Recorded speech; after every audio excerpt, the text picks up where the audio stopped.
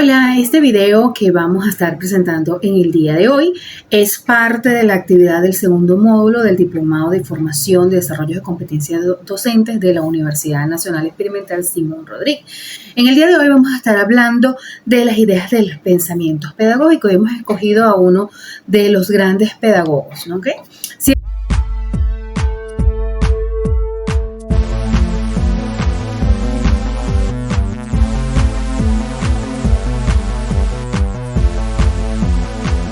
Ciertamente las ideas pedagógicas y sus pensamientos durante la historia nos ha dado la educación en la forma humana donde se nos considera la profundidad y la amplitud de su influencia en la existencia del hombre.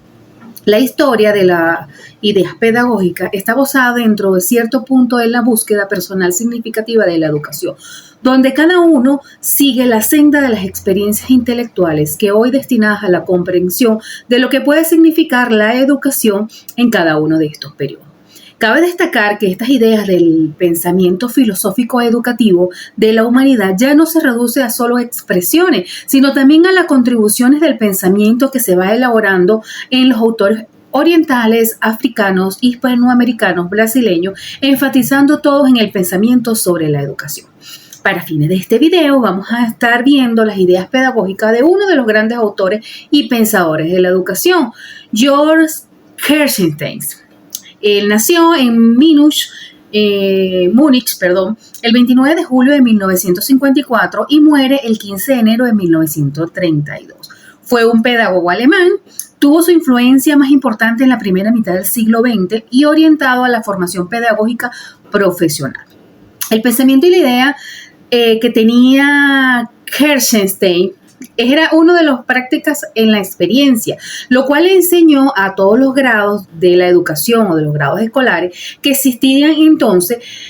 Fue maestro de primaria, durante sus estudios de secundaria y universitarios, aunque fue tardío, fue un profesor de matemática y de ciencias naturales en el cual en distintos gimnasios y de la escuela superior, en la escuela de comercio. Por tanto,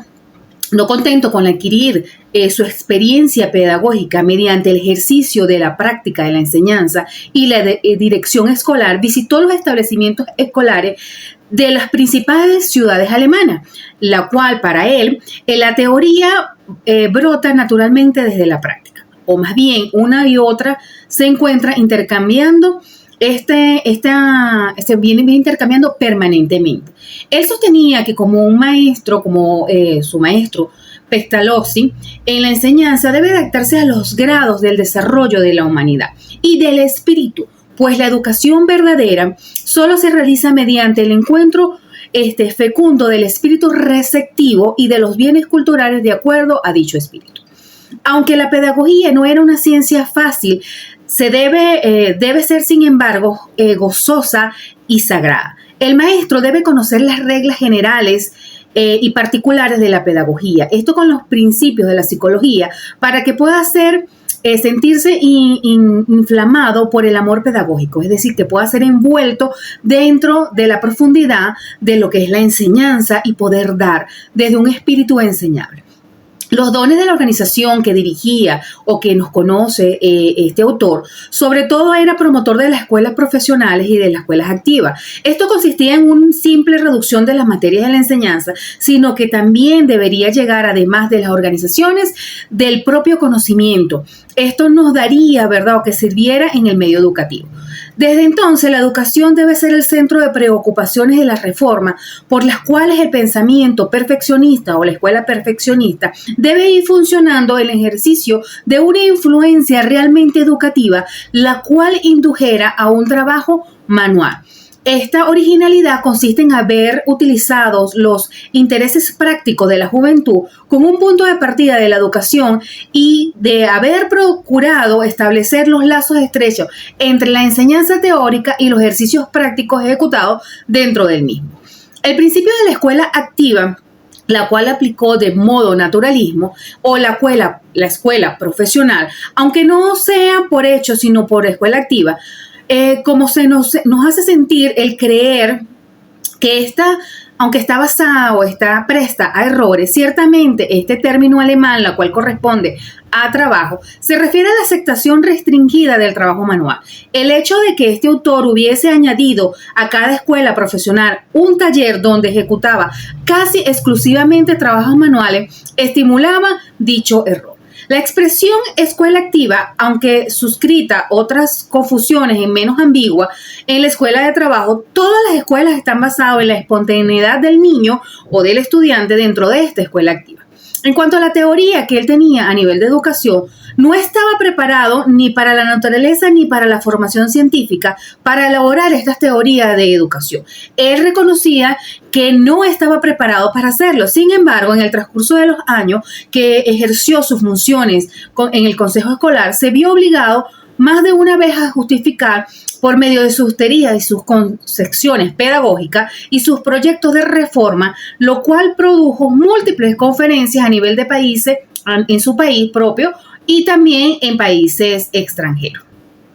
La base de la educación por la cual este autor o este pensador del pedagogo, una de las bases es la individualidad, que es el objeto de la educación. La imagen que elogiaba acerca de, es decir, es una hoja en blanco, la cual exactamente puede estar designada desde el estado de la conciencia, desde el recién nacido, que no posee ninguna representación innata y que ha provocado graves errores pedagógicos. Dicho error se ha sostenido cerca de los 2 siglos. Consiste en creer que hubiera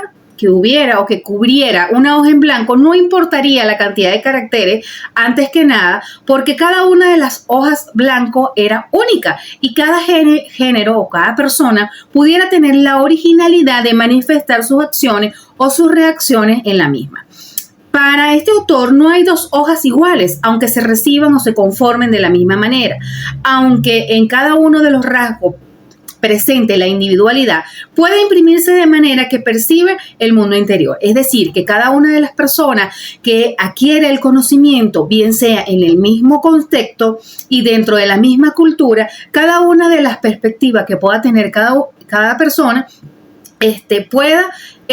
no solamente estar relacionada con su ambiente, sino con su propia personalidad. Aunque usen el mismo lápiz, decía él, y los mismos caracteres, la experiencia se modifica en forma incolor de acuerdo a la conciencia que pueda tener y la racionalización, emociones y reacciones que pueda tener la individualidad humana. Este es uno de los hechos principales que debe partir dicha teoría pedagógica. Los niños despiertan con la conciencia del yo una vez que esta experiencia de los primeros valores y la ejecución de las funciones vegetativas y animales, estos valores sensibles en que se vive no solamente en el sentido estricto de la palabra, sino en la espiritualidad, para Kirchner, era el ser llamado psíquico, es decir, que esta era una forma de desarrollar una conciencia espiritual que no depende exclusivamente de la naturaleza, sino que se incunde, sino que también de las personas y las cosas, aunque la cultura, todo lo que viene a la satisfacción y la tendencia relativa a estas funciones, experimentaban valores de las funciones muy accesibles a la personalidad y a los valores espirituales que designadas a cada ser vivo y que constituyen este ser espiritual. Recordemos que la espiritualidad de una persona también está añadida a su cultura. Es por ello que la educación y los bienes culturales para este autor eran importantes, o para este pedagogo. Cada uno de nosotros manejamos la individualidad basada en la comunidad en la que nos desarrollamos, en la cultura de donde venimos, en la que pertenecemos, donde experimentamos nuestras propias desarrollo y a través del curso de nuestro desarrollo espiritual, conjuntamente con los bienes culturales. La educación como acto cultural o como comunidad cultural tiene el objeto de la formación de la espiritualidad y del individuo, donde pretende realizar que los valores espirituales inherentes a la comunidad y que la educación no es nunca un sujeto exclusivo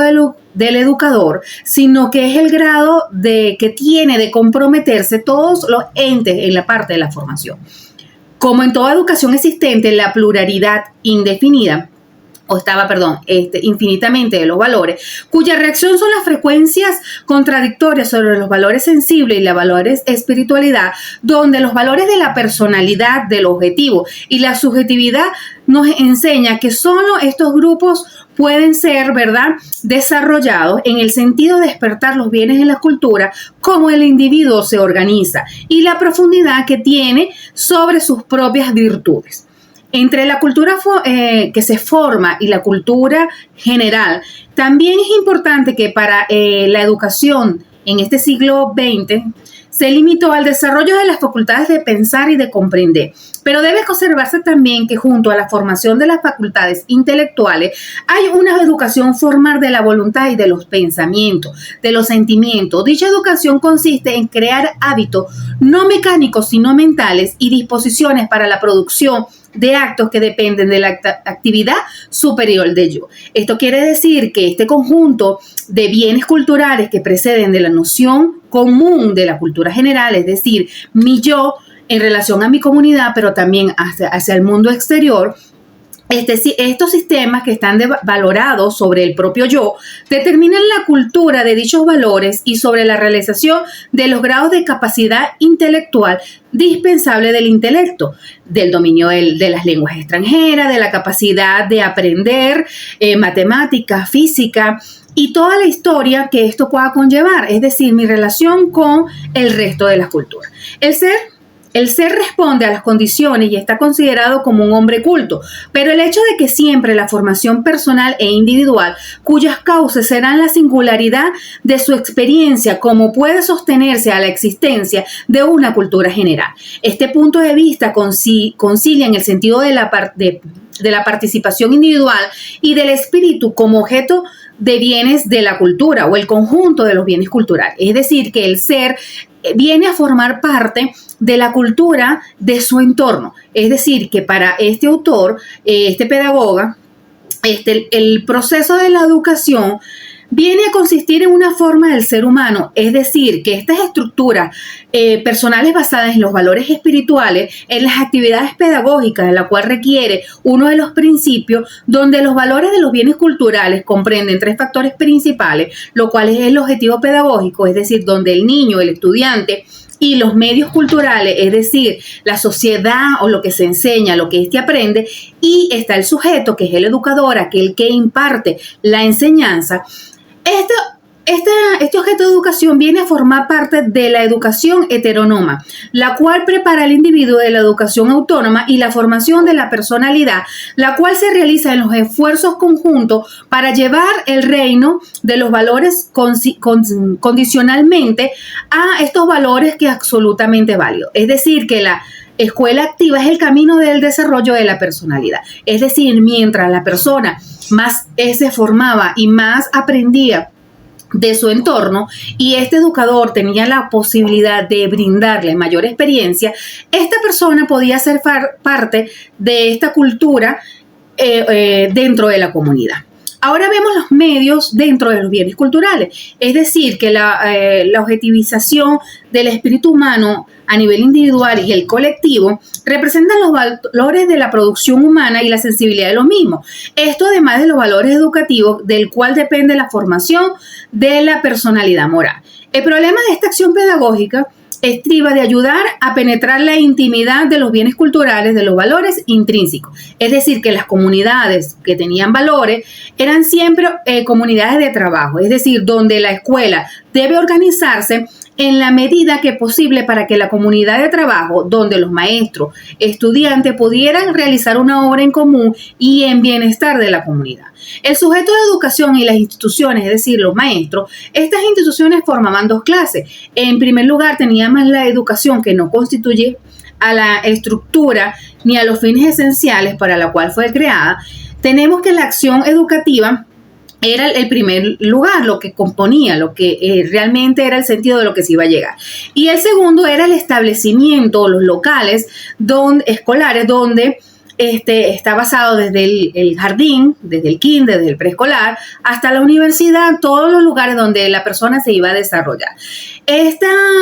instituciones se categorizaban de los valores educativos, donde, por ejemplo, un museo podía convertirse en un centro educativo y preparar las curiosidades que el estudiante podía tener, las cuales corresponden a las estructuras pedagógicas basadas en esta idea. Ahora bien, la conservación de la moralidad de la comunidad en medios de formación profesional, donde la educación debe estar dirigida desde el hombre a nivel educado de la formación para el trabajo, es decir, que somos educados para formar y para sostenernos, estaba también basado entre lo que eran las culturas y las escuelas profesionales. Esta distinción justificaba los principios de esta escuela cultural y las escuelas profesionales en cuanto a la calidad de las instituciones en menor valor educativo y los principios esenciales en el establecimiento de la educación auténtica.